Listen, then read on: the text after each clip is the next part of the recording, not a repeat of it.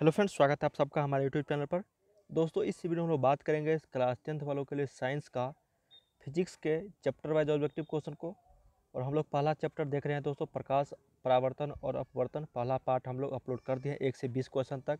21 से आगे जितने क्वेश्चन बनते हैं हम लोग इस वीडियो में कवर करने वाले हैं दोस्तों, और इसके बाद अगला पार्ट और आने वाला है।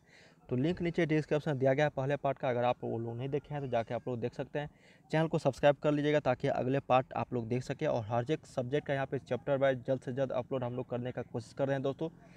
बस आप लोग का सपोर्ट चाहिए। वीडियो को शेयर कीजिए, लाइक कीजिए दोस्तों, और चैनल को सब्सक्राइब करके और बेल आइकन नोटिफिकेशन को दबाना मत भूलिएगा ताकि आप लोग को जैसी वीडियो देखने को मिले, जैसी डाले हम लोग आप लोग देख सकें। ठीक है, इसके लिए आप लोग को सब्सक्राइब जरूर कर लीजिएगा ताकि आप लोग को नोटिफिकेशन समय टू समय मिलता रहे।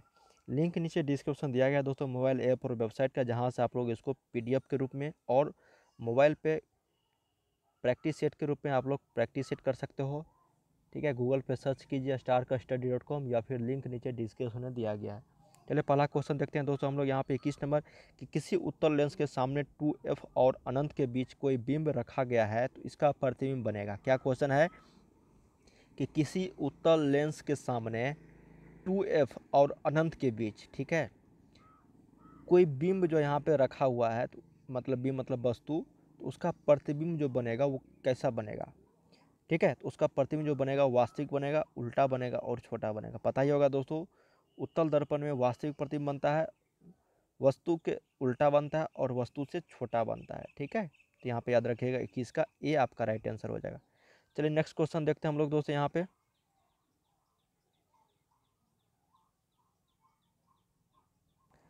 22 नंबर है कि मुख्य अक्ष दर्पण के ध्रुव पर क्या होता है। देखिए यहाँ पे मुख्य अक्ष दर्पण के ध्रुव पर पोल पर अभिलंब होता है। याद रखिएगा, मुख्य अक्ष जो है वहाँ पे दर्पण के ध्रुव पर क्या होता है दोस्तों, अभिलंब, मतलब 90 डिग्री के कोण पर होता है। ठीक है, याद रखिएगा 22 का ए, अभिलंब मतलब यहाँ पे 90 डिग्री हो गया। ठीक है, 23 है कि कई लेंसों से बने एकल लेंस की उपयोगिता है।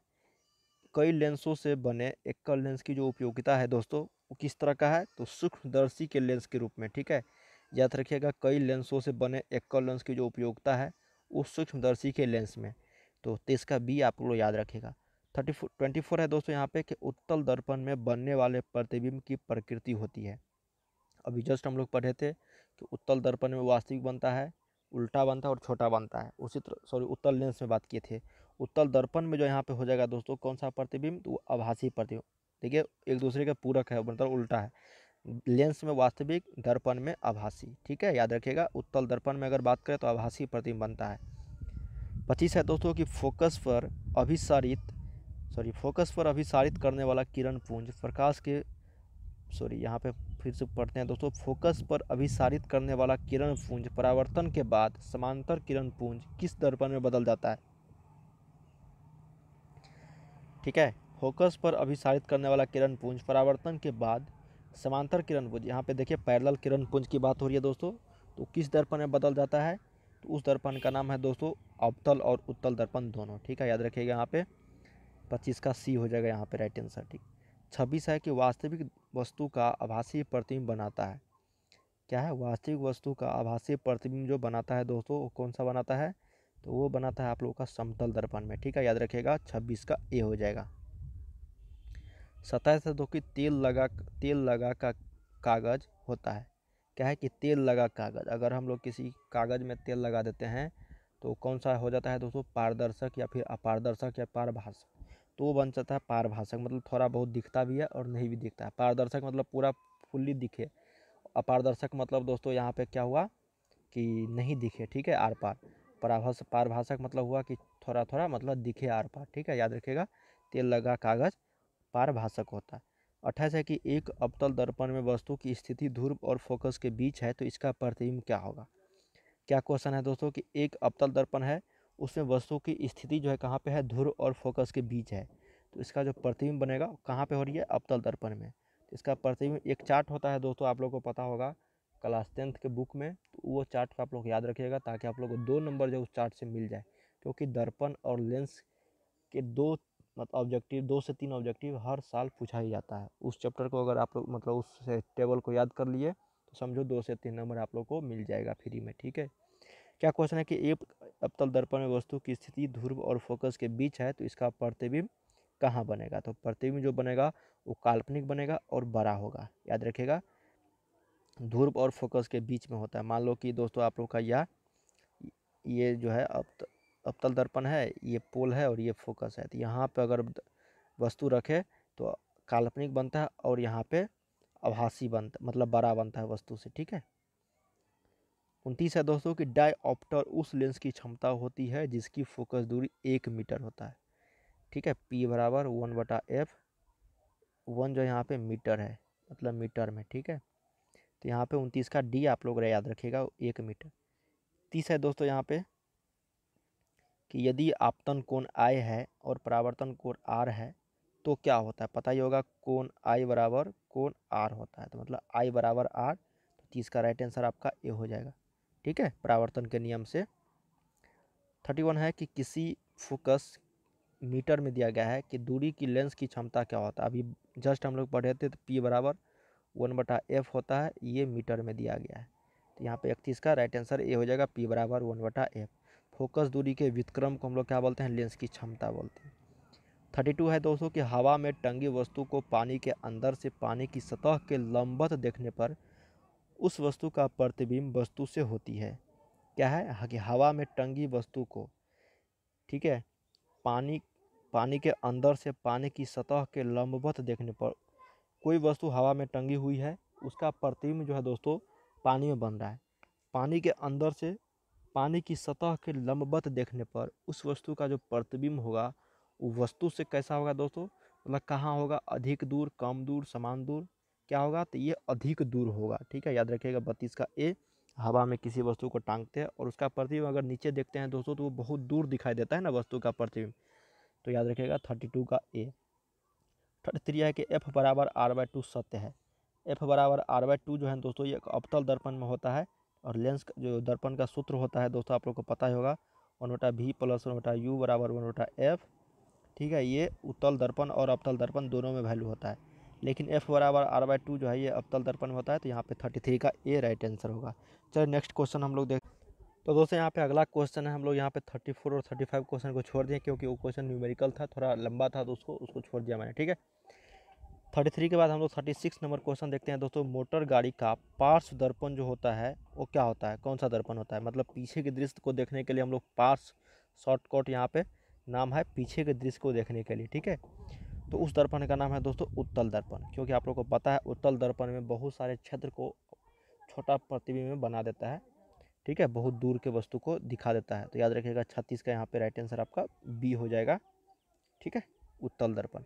37 है दोस्तों कि हीरा का अपवर्तनांक होता है ज़्यादा, पता है आप लोगों को हीरा का सबसे ज़्यादा अपवर्तनांक होता है, हीरा का कितना? 2.42 होता है। याद रखिएगा हीरा का सबसे ज़्यादा अपवर्तनांक होता है। पूछा भी जाता है कि सबसे ज़्यादा किसका अपवर्तनांक होता है, 4 ऑप्शन दे दिया जाएगा, हीरा उसमें से आप लोग को राइट आंसर मारना है। और पूछा गया यहाँ पे कि हीरा का अपवर्तनांक कितना होता है, तो 2.42। 38 नंबर है कि अल्कोहल का अपवर्तनांक कितना होता है। ठीक है, हीरा का तो सबको पता होता है, लेकिन अल्कोहल का अपवर्तनांक कितना होता है तो ये आप लोग को बताना है। तो अल्कोहल का अपवर्तनांक होता है 1.36। याद रखिएगा 38 का सी हो जाएगा। 39 है कि दोस्तों कि एक अवतल दर्पण में ध्रुव और फोकस के बीच रखी वस्तु का प्रतिबिंब बनता है। क्या क्वेश्चन है? ठीक है, एक अवतल दर्पण है, ध्रुव और फोकस के बीच रखी वस्तु का प्रतिबिंब बनता है। बड़ा प्रतिबिंब तो बनता ही है और उसके साथ साथ आभासी बनता है। तो 39 का राइट आंसर आपका बी हो जाएगा। ये क्वेश्चन आप लोग को काफ़ी बार मिल गया होगा इस चैप्टर में, क्योंकि आप लोग को पता होगा दोस्तों बहुत सारे मतलब जितने भी एग्ज़ाम होते हैं सेकेंड मतलब 2 पाली में, तो हर एक पाली में क्वेश्चन जो है थोड़ा बहुत मिलता है, 5 से 10 क्वेश्चन जो रिपीटेड होते हैं। ठीक है, तो यहाँ भी काफ़ी सारे क्वेश्चन है रिपीटेड आप लोग को मिल रहे हैं। 40 नंबर है कि द्वि अवतल लेंस को कहा जाता है। द्वि अवतल लेंस को कहा जाता है दोस्तों कौन सा लेंस? तो उस लेंस का नाम है अपसारी लेंस। ठीक है, द्वि अवतल लेंस। ठीक है, अगर उत्तल लेंस की बात करते हैं तो अभिसारी लेंस उसको बोलते हैं, लेकिन अवतल है तो अपसारी लेंस ही बोलेंगे। तो 40 का ए हो जाएगा। 41 है दोस्तों कि सिनेमा के पर्दे पर किस प्रकार का प्रतिबिंब बनता है। क्या क्वेश्चन है दोस्तों कि सिनेमा के पर्दे पर किस प्रकार का प्रतिबिंब बनता है? पता ही होगा दोस्तों, जब कोई भी सिनेमा चलता है पर्दे पर तो उस प्रतिबिंब का नाम होता है आभासी प्रतिबिंब। ठीक है, तो 41 का यहाँ पे राइट आंसर आपका हो जाएगा। ठीक है, यहाँ पे सिनेमा के पर्दे पर प्रतिबिंब जो बनता है दोस्तों, वो बनता है आप लोग का वहाँ पे वास्तविक प्रतिबिंब। ठीक है, याद रखिएगा 41 का ए। आभासी प्रतिबिंब नहीं बनता है, सिनेमा के पर्दे पर उतारा जा सकता है। पता होगा दोस्तों, वास्तविक प्रतिबिंब का उदाहरण है, किसी भी वस्तु को यहाँ पे पर्दे पर उतारा जा सकता है, उसको हम लोग वास्तविक प्रतिबिंब बोलते हैं। तो 41 का राइट आंसर आपका ए हो जाएगा यहाँ पे, 9 की बी। ठीक है, ए हो जाएगा, याद रखिएगा। 42 है कि उत्तल लेंस की क्षमता होती है। तो उत्तल लेंस की जो क्षमता होती है दोस्तों, वो होता है आप लोग के यहाँ पे धनात्मक। पता ही होगा दोस्तों, ये मुख्य फोकस इधर होता है और F2 और इधर F1, इधर प्लस इधर माइनस, तो ये धनात्मक होता है। तो 42 का ए राइट आंसर हो जाएगा। 43 है दोस्तों कि I बराबर R नहीं लागू होता है। क्या क्वेश्चन है कि I बराबर R, I बराबर R मतलब कोण, I बराबर कोण R मतलब परावर्तन कोण बराबर अपवर्तन कोण, आपतन कोण बराबर परावर्तन कोण। ठीक है, कोण I बराबर कोण R नहीं लागू होता है किस दर्पण में? उस दर्पण का नाम है दोस्तों यहाँ पे इनमें से कोई नहीं, क्योंकि सभी दर्पण में एक ही होता है, उत्तल दर्पण और अवतल दर्पण। ठीक है, याद रखिएगा यहाँ पे 43 का डी हो जाएगा। 44 है दोस्तों कि यहाँ पे कि किसी गोलीय दर्पण तथा किसी पतले गोलीय लेंस दोनों की फोकस दूरी -15 सेंटीमीटर है, तो दर्पण तथा लेंस संभवतः होगा माइनस में है, गोलीय लेंस भी और दर्पण भी। पता होगा दोस्तों, उत्तल लेंस में प्लस होता है फोकस दूरी। ठीक है, इस तरह से आप लोग को पता ही होगा। अवतल होगा न, उत्तल तो होगा ही नहीं, क्योंकि उत्तल में प्लस होता है।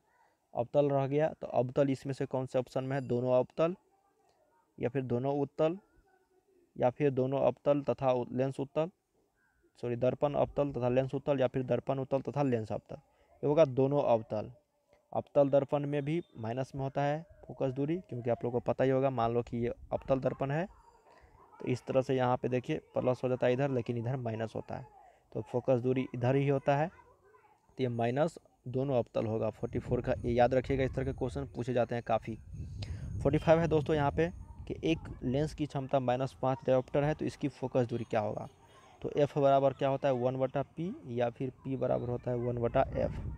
तो फोकस दूरी यहाँ पे पूछा गया है और -5 दिया गया है डायोप्टर। तो अगर मीटर में पूछता है आप लोगों को, तो यहाँ पे हो जाता है दोस्तों, देखिए F बराबर 1/-5, तो ये होता है दोस्तों यहाँ पे -0.2 हो जाता है। ठीक है, अगर मीटर में रहता तो, लेकिन यहाँ पे सेंटीमीटर में दिया गया है, तो 100/-5, इसका मतलब -20 सेंटीमीटर। राइट आंसर यहाँ पे 45 का बी हो जाएगा। राइट आंसर 45 का बी, -20 सेंटीमीटर। 46 है कि 2 डायोप्टर क्षमता वाले लेंस की फोकस दूरी क्या होगा? बहुत सिंपल क्वेश्चन है।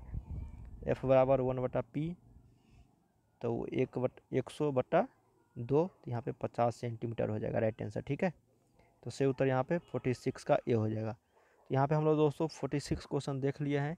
इस चैप्टर को यहीं पे एंड करते हैं। आगे के क्वेश्चन और बहुत सारे क्वेश्चन, जैसे लेंस की क्षमता कैसे, मात्रा क्या होता है, डायोप्टर, बहुत सारे क्वेश्चन मैंने यहाँ पे छोड़ दिए हैं, जो सब मेघ मरीचिका का कारण होता है, पूर्ण आंतरिक परिवर्तन, बहुत सारे क्वेश्चन अभी भी बचे हुए हैं दोस्तों। अगर आप लोग को चाहिए अगला पार्ट, तो ज़रूर कमेंट कीजिएगा, या फिर हम लोग नेक्स्ट चैप्टर में चले जाएंगे। ठीक है, आप लोग पे डिपेंड है, तो कमेंट जरूर कीजिएगा, या फिर हम लोग नेक्स्ट इसका क्वेश्चन भी डाल सकते हैं, या फिर नेक्स्ट चैप्टर।